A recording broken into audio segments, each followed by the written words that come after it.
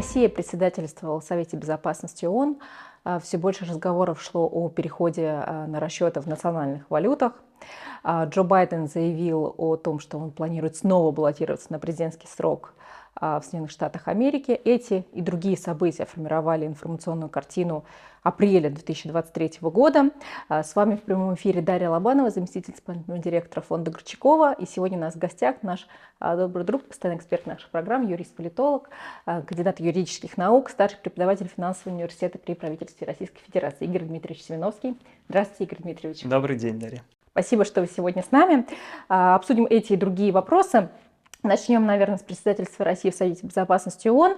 Не обошлось, как обычно, без неприятных событий. Не пустили пул журналистов российских, который должен был сопровождать Сергея Викторовича в Соединенные Штаты, не пустили в страну и не выдали вовремя им визы. И, наверное, самый большой резонанс вызвала реакция нашего МИДа на такую выходку Государственного департамента. Сергей Викторович, в частности, сказал, что США своими действиями против российских журналистов проявили трусость. Он заявил, цитата, «Страна, которая называет себя самой сильной, самой умной, самой свободной, справедливой, струсила, в общем-то, сделала глупость, но и показала, чего стоит на самом деле ее клятвенные заверения о защите свободы слова. Будьте уверены, не забудем, не простим». Конец цитаты. С вашей точки зрения, как сочетаются вообще эти действия Вашингтона, совершенно, понятное дело, недружественные, с западной риторикой по поводу свободы слова? Ну, наверное, риторика одна из самых таких популярных. Да, пожалуй, мы еще со времен, наверное, холодной войны можем говорить о том, что есть несколько постулатов, которыми, условно говоря, коллективный Запад любит бравировать и говорить о том, что вот здесь у нас есть непреклонные ценности, те принципы, которых мы вообще бережем как священную корову. Один из них, безусловно, это свобода слова, но можно вспомнить и такие, как спорт вне политики, наука без границ, неприкосновенность частной собственности, ну и ряд других можно привести здесь тезисов, которые, ну, к сожалению, как мы видим, наглядно, они перестают работать в современной меняющейся геополитической ситуации. И, конечно же, говорить о том, что свобода слова есть, ну, стыдно, наверное, с точки зрения политика Соединенных Штатов Америки, поскольку, ну, вот один из последних наглядных примеров, он говорит о том, что действительно страны, ну, и принимающая страна США, в которой базируется штаб-квартира Организации Объединенных Наций, да, злоупотребляет своим правом местонахождения штаб-квартиры, да, вплоть до того, что не только журналисты, да, но и часть делегации. Мы знаем, что сам министр иностранных дел буквально в последний момент получил визу, въездную в Соединенные Штаты Америки, буквально, ну, что не может не сказаться, в принципе, да, на имидже данной страны. Поэтому, безусловно, говорить никакой свободе слова не приходится. Что говорить не только о государственных, но и о частных американских компаниях. Если мы с вами откроем правила пользования, ну, всем известного сервиса YouTube, то мы посмотрим, что там запрещено критиковать только все президентские выборы, которые проходили в США, и последние парламентские выборы, которые проходили в Германии в 2021 году. Все остальное, пожалуйста, можно, особенно в России, особенно в Беларуси и в ряде других, в Китае, безусловно, тоже можно. Вот, поэтому говорить о свободе слова, когда ты читаешь правила сервиса американского, которые банят все российские каналы и связанные с политикой и с определенными ценностями, да, и наоборот толкают рекламу, пропагандируют все, что угодно в угоду американскому правительству, в таком случае говорить о свободе слова нельзя.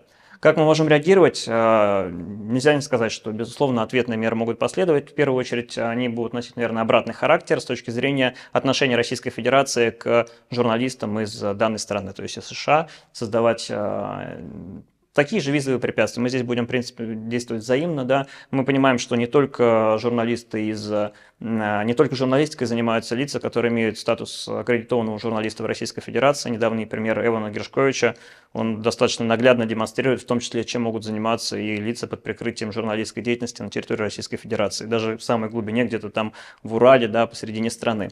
С этой точки зрения ответные меры будут, они не обязательно будут у нас всегда публичными, да, но мы будем действовать здесь в данном случае, исходя из принципа взаимности. Хотелось бы продолжить тему ООН. По словам Сергея Викторовича, ООН – это международная площадка, не американская. Соединенные Штаты не могут диктовать там свои правила и решать, кого пускать в ООН, кого нет. И в этой связи вновь активизировались уже наверное, набивший оскомину разговора о каком-то реформировании ООН. И хотелось бы в этой связи узнать у вас вообще, насколько соответствует ключевым установкам международного права размещение штаб-квартиры ООН на территории Соединенных Штатов и как это принципиально влияет на решение глобальных проблем, а может быть, насколько возможно в нынешних условиях говорить о каком-то перемещении штаб-квартиры в какую-то другую страну, в другое место, насколько это вообще, скажем так, носит законный характер. Ну, подспудно не только Российская Федерация, но и другие третьи страны, условно говоря, нейтральные страны в глобальном противоборстве России и Америки, они понимают, что происходит перелом в международных отношениях, и что количество нарушений перейдет в качество, и что решения, определенные по изменению локации, базированию или, по крайней мере, по диверсификации представительства Организации Объединенных Наций, оно должно произойти. Эти решения не идут исключительно в вопросе местоположения штаб-квартиры ООН. Безусловно, идет речь и об изменении конфигурации Совета Безопасности Организации Объединенных Наций, идет речь о перераспределении голосов в других международных, иностранных, зарубежных институтах. С этой точки зрения вопрос размещения штаб-квартиры ООН является одним из только вопросов в контексте совершенствования деятельности Организации Объединенных Наций как того института, который занимает центральное место в международных отношениях и который по-хорошему должен отражать весь спектр мнений, который складывается уже в начале 21 века на текущей геополитической площадке. Мы знаем, что и Индия, например, там никак не представлена, да, и глобально юг в целом, да, что ни Африки, ни Латинской Америки там нет, хотя голоса оттуда звучат и все больше сил набирают именно данные регионы и континенты. С этой точки зрения, безусловно, злоупотребление доминирующим положением США в этом отношении и коллективного Запада, оно налицо не только ООН, например. Да? Если Российская Федерация, если в парламентской ассамблее ОБСЕ председательствует Польша, то российскую делегацию туда не приглашают и не зовут. Если чуть более нейтральная, хотя и по постановлению правительства Российской Федерации недружественная Австрия председательствует в парламентской ассамблее, и она понимает, что все-таки здесь есть принцип нейтральности принимающей стороны в отношении участников, членов организации, то российская сторона там участвует. Да? В качестве примеров можно обратно еще привести случай, да, допустим, та же самая площадка G20, например, да, если бы в ней председательствовала какая-нибудь западная страна, то она бы, безусловно, злоупотребила бы своим доминирующим положением в качестве принимающей стороны. Да, с обратной стороны мы знаем, что наоборот в Индонезии у нас был последний саммит G20, да, следующий будет в Индии, Бразилии, России, и с этой точки зрения мы здесь находимся в безопасности. Эти факторы принимающей страны не должны никак влиять на участие той или иной страны в работе данной организации, в том числе в данном случае ООН, и поэтому, безусловно, необходимо такие попытки пресекать. Недавно министр финансов России Антон Силуанов назвал доллар США опасным. Основные тезисы звучали так, что Москва стремится к использованию национальных валют в международной торговле. Более 70% уже расчетов торговли России и Китая уже производятся в нацвалютах. Банк России до конца года запустит в обращение цифровой рубль. И использование цифровых валют в международных расчетах будет лишено ограничений. В этой связи также интересно мнение нашего постоянного эксперта Александра Лосева, финансиста, регулярно выступающего на площадках, что конфискация российских активов, заморозка валютных резервов Банка России, блокировка расчетов по еврооблигациям в клиринговых центрах является стратегической ошибкой Запада и ставит крест на перспективы сохранения существующей структуры мировых финансов. Мы действительно в апреле много слышали о том, что разные представители, разные страны говорили о тех или иных планах о переходе на расчеты в нацвалютах и создании каких-то альтернативных платежных систем. Хотелось бы узнать у вас, наблюдаем ли мы то, что окончательно рушится какой-то контроль над мировыми финансами со стороны Соединенных Штатов, и способны ли в этой связи ведущие мировые акторы собрать какую-то конференцию масштаба, не знаю, Ялты, Потсдама, чтобы учредить новую систему вместо Бреттон-Вудской, потому что, по сути, все, что мы имеем сегодня, все эти институты, которые мы имеем, мы понимаем, что мы имеем все то, что было построено тогда и выстроено тогда в совершенно других геополитических условиях. Безусловно, геополитические условия меняется положение политических игроков на мировой арене, и хочется сказать, что финансовая система – это одна из, наверное, столпов такой западноцентричной экономической модели, которая способствовала вообще в целом доминированию Запада на международной арене в последние 80 лет. Ну, нельзя здесь в данном случае не сказать о том, что наравне с экономикой и с валютной системой, да, здесь важную роль играет также и доминирование английского языка в международных отношениях, доминирование интернета в международных отношениях, да, доминирование ряда западных организаций в ключевых руководящих органах, в том числе и международных финансовых институтов, МВФ, ФАТФ, я не знаю, Всемирный банк и ряд других. Международный банк реконструкции и развития, но можно долго продолжать этот список. Конечно же, да, те действия, которые производит сейчас Запад, они подталкивают страны к тому, руководство финансовой власти стран, да, они смотрят и наблюдают, что будет, если твоя страна будет начинать вести себя так же, как Россия, и не идти в фарватере именно западноцентричной политики. Да, и в этом случае действия США по ограничению, по заморозке наших активов, действия Европейского Союза по блокировке наших ценных бумаг, по блокированию деятельности наших компаний, по введению санкций в отношении экспорта и импорта ряда отраслей экономики. В данном случае мы видим, что это подталкивает страны искать альтернативные способы взаимодействия между собой, которые будут независимы от каких-либо единых эмиссионных центров. И в данном случае, конечно же, использование национальных валют в международных расчетах между странами, между организациями группы стран, они будут подталкивать к тому, что все больше и больше стран будут стремиться к этому. Мы уже знаем, что вот порядка 70% России с Китаем торгуют в национальных валютах. Мы видим, что, например, в группе БРИКС внутри, да, Бразилия с Китаем в ходе недавнего визита договорились также в апреле осуществлять расчеты в национальных валютах. Не так гладко, но мы стараемся рассматривать возможности торговли в рупиях и рублях, а также юанях с Индией. Да? То есть постепенно наиболее крупные игроки в глобальной экономике, у нас идет торговля и дирхамами, начали мы торговать в ряде других зарубежных валют со странами. То есть идет диверсификация портфеля расчетов, и в данном случае степень возможности использования доллара и евро в международных отношениях, они сужаются.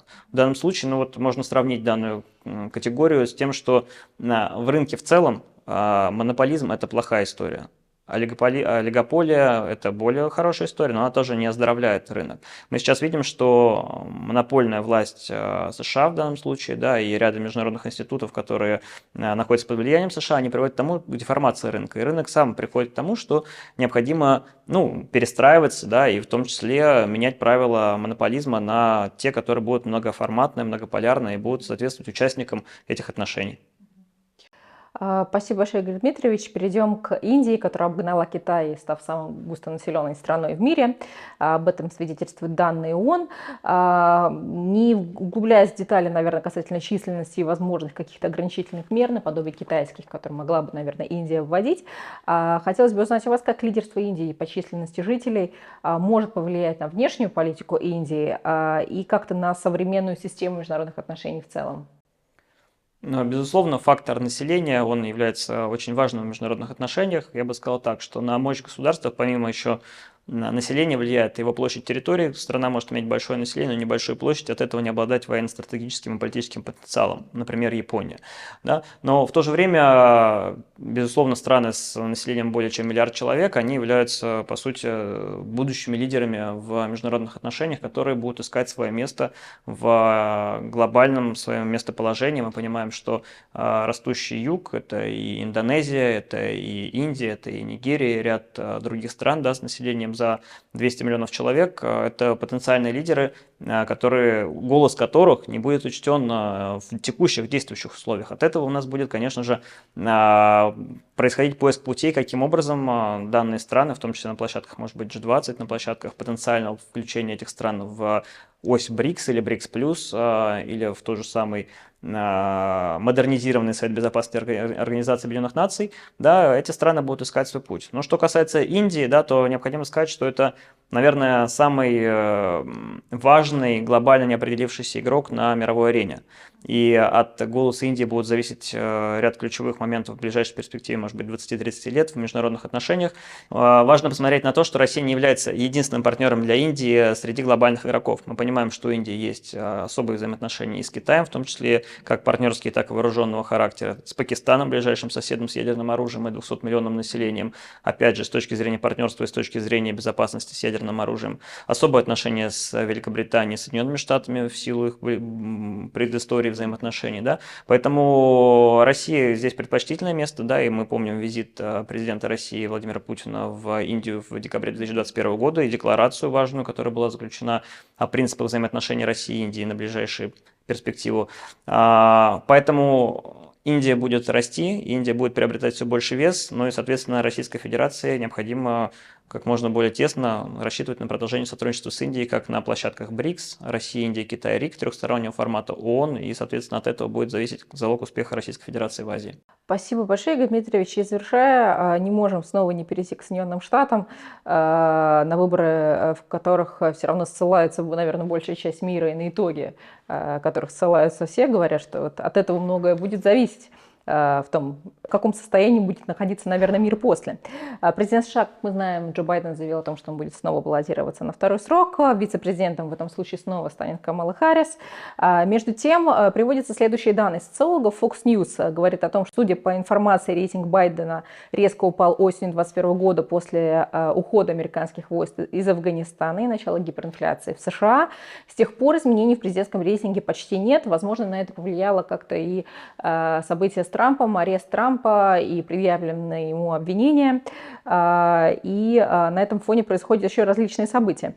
И в этой связи, Игорь Дмитриевич, насколько вы считаете вообще, насколько велик шанс у демократов спустя 1,5 года вновь победить на выборах? Действительно ли у США пока что на настоящий момент всего 2 реальных кандидата? Это Байден и Трамп. И вообще, что будет с российско-американскими отношениями в целом после возможного триумфа Байдена очередного и победы его на выборах? Ну, вопрос интересный. Безусловно, предсказать исход президентской гонки сейчас очень сложно. Но нельзя сказать, что горизонт кандидатов, он представлен именно только Трампом и Байденом. Безусловно, Байден в силу его статуса обладания действующим президентом США, Трамп в силу наиболее харизматичного политика Соединенных Штатов Америки, они являются лидерами общественных мнений, в отношении которых группируются определенные финансово-промышленные, политические, идеологические, иные группы сторонников. В то же время, ну, спектр кандидатов, он представлен рядом как и партийных деятелей, что республиканцев, что демократов, так и рядом действующих губернаторов. Мы понимаем, что идет эта повестка, и не исключено, да, ряд таких популярных фигур, как тот же Илон Маск или ряд других, что также будут выдвигать свои кандидатуры в качестве, по крайней мере, такого рекламного хода, но и придания определенной пикантности президентской гонки США. Что касается исхода предыдущих выборов, то еще раз, да, насколько они были честными, прозрачными, там и отражали, об этом говорят правила Ютуба, которые говорят, что лучше вы сюда свой нос не суете, и демократии здесь не злоупотребляйте, свободой слова тоже в излишнем направлении. Но отношения Российской Федерации и США, наверное, вот предыдущие выборы, они были таким одним из переходных периодов, который мог повлиять на отношения России и США в случае, если бы Дональд Трамп мог продолжить свою, с одной стороны, жесткую, с другой стороны, достаточно адекватную политику в отношении в целом глобальных вопросов, начиная от Тайваня, Северной Кореи и заканчивая отношениями с Российской Федерацией. В этом отношении, безусловно, иметь договороспособных людей – это более эффективная мера, чем иметь абсолютно недоговороспособную либеральную тоталитарную диктатуру. Да, и в этом отношении, по крайней мере, в отношении диалога, адекватности понимания, наверное, Российской Федерации есть какие-то определенные предпочтения, хотя мы официально это не заявляем в отношении исхода выборов. Отношения по-прежнему будут строиться на принципах геостратегического противоборства. Да, географию никуда не отменить, потенциалы противоборства на мировой арене никуда не отменить, ядерный потенциал и сферу геополитических интересов их тоже не отменить, независимо от того, какая партия будет в стране. В этой связи как бы, глобальная риторика взаимоотношений России и США не изменится, но договариваться по определенным вопросам проще будет с республиканцами, нежели с демократами, о чем свидетельствуют результаты последних 10 лет. Спасибо большое. Ключевые события апреля мы сегодня обсудили с кандидатом юридических наук, юристом-политологом Игорем Дмитриевичем Семеновским. Спасибо большое вам за интересный разговор. Ждем вас снова на наших мероприятиях. А с нашими зрителями мы увидимся снова на других эфирах фонда Горчакова. Оставайтесь с нами. Спасибо большое.